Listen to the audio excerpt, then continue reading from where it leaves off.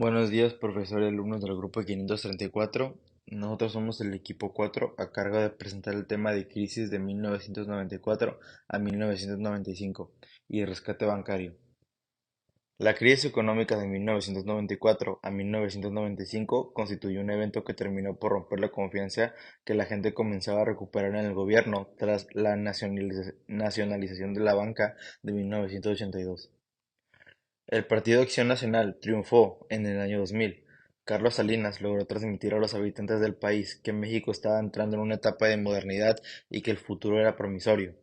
Si bien el crecimiento económico no era especialmente alto, por arriba del 3% al año, había una sensación casi generalizada de que el país avanzaba, que estaba progresando. La crisis económica de 1994 a 1995 se originó en una crisis bancaria y la política macroeconómica caracterizada por la lucha a ultranza contra la inflación y el deterioro de la balanza de pagos. Debido a la liberación financiera y a una banca recién privatizada con un nivel bajo de capitalización, el crecimiento bancario aumentó casi 25% en promedio anual. De 1998 a 1994, había pocos incentivos para que los bancos otorgaran crédito responsablemente. Los pagos que la gente dejó de hacer a los bancos se cuadriplicó al pesar de 14 a 53% entre 1991 y 1995. Además, como los préstamos excedieron a los depósitos, los bancos tuvieron que pedir prestado a otros bancos, lo que dejó muy expuesto el sistema bancario y muy debilitado ante cualquier cambio brusco en el tipo de cambio o en las tasas de interés. Cuando el peso está sobrevaluado, la gente puede comprar más bienes en el extranjero y por ello sobreviene un déficit en nuestras transacciones con el exterior. De algún lugar debe salir el dinero para pagar ese déficit, que puede ser crédito externo, inversión extranjera o disminución de nuestras reservas de dólares que resguarda el Banco de México. La política antiinflacionaria del gobierno, que utilizó el tipo de cambio como ancla, es decir, como un precio esencialmente fijo que amarraba a los demás precios y les impidió aumentar, por ejemplo, todas las importaciones, fue también una causa importante de la crisis. El peso estaba sobrevaluado, pues compraba más de lo que realmente podía. El crecimiento de las exportaciones formó una cortina de humo que no dejaba ver con claridad la fuerza de la sobrevaluación del peso. A pesar del aumento de las exportaciones, el déficit en cuenta corriente repuntó para situarse en la cifra récord de 29.000 millones de dólares al final de 1994. Las reservas internacionales sufrieron la primera merma tras el asesinato del candidato del PRI a la presidencia, Luis Donaldo Colosio Murrieta, en marzo de 1994. Para defender las reservas, la Secretaría de Hacienda recurrió a la emisión de tesobonos, o sea, deuda pública, que eran certificados gubernamentales en dólares y pagaban una tasa de interés muy superior a la del mercado. La emisión de tesobonos a lo largo de 1994 pasó de 3.000 a más de 29.000 millones de dólares, es decir, el país se endeudó en apenas un año en más de 26.000 millones de dólares.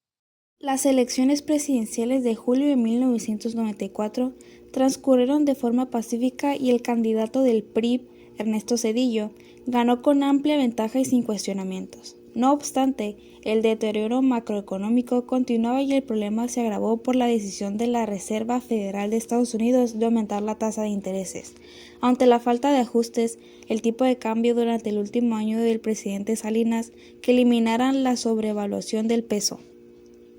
La falta de divisas obligó al gobierno a depreciar el peso, que pasó de 3.50 pesos a 5.10 pesos por dólar al terminar el año. México entraba en una profunda crisis. La mayoría de los bancos entraron en problemas y varios quebraron.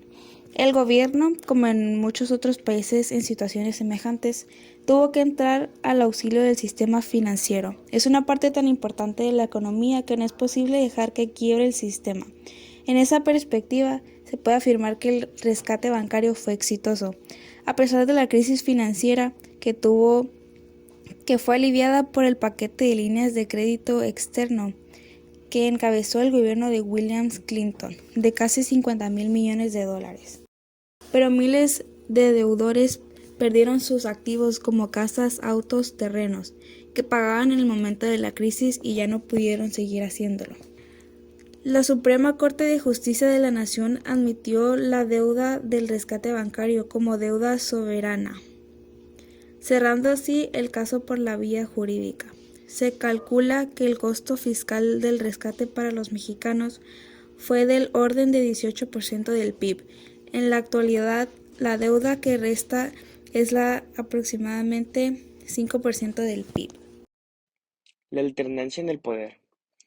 El descontento de la sociedad por las consecuencias de la crisis económica influyeron en forma importante en la derrota del PRI. En las elecciones para diputados en 1997, por primera vez, este partido perdía la mayoría del Congreso de la Unión. El desenlace del rescate bancario resultó en una profunda división de la sociedad y la percepción generalizada de injusticia y socialización de pérdidas privadas, es decir, que todos tenemos que pagar sin valorar las consecuencias positivas del rescate. Al perder el PRI la mayoría en el Congreso, al presidente Zedillo ya no le fue posible enviar reformas económicas sustantivas. Reformas como la energética, la laboral, la educativa y la de pensiones en organismos gubernamentales ya no pudieron seguir adelante. Aún así, en grandes grupos de población prevalecía la desconfianza y el descontento contra el gobierno priista, lo que culminó con el triunfo del PAN en las elecciones presidenciales del 2000. La llegada de Vicente Fox Quesada, 1942, a la presidencia estaba colmada de grandes expectativas en la sociedad. Se esperaba que el nuevo gobierno realizara los cambios que había quedado pendientes, pero la composición del Congreso y la impericia negociadora de la presidencia, aunada a divisiones en el interior del partido en el poder, no permitieron avanzar en las reformas estructurales. En los primeros 3 años del gobierno de Felipe Calderón Hinojosa (2006-2012) y de un Congreso profundamente dividido, tampoco hubo grandes reformas indispensables para el país. Las reformas fiscal y energética fueron más bien limitadas y no alcanzaron a resolver los problemas de fondo. Finalmente, el presidente Calderón hizo cambios importantes al sistema de pensiones, la del IMSS y la del ISSSTE, que complementaron los realizados por Zedillo. También decretó la liquidación de la Compañía de Luz y Fuerza del Centro, por su estado de quiebra y grandes mermas en sus ingresos. En esta coyuntura estalló en 2009 la crisis financiera en Estados Unidos, originada en el sector inmobiliario y que afectó a los grandes bancos, casas hipotecarias, aseguradoras y banca de inversión, tanto en ese país como en varios alrededor del mundo. El impacto sobre México fue inmediato y se reflejó en las exportaciones, íntimamente ligadas al sector industrial nacional. Eso sería todo por nuestra parte. Muchas gracias por su atención.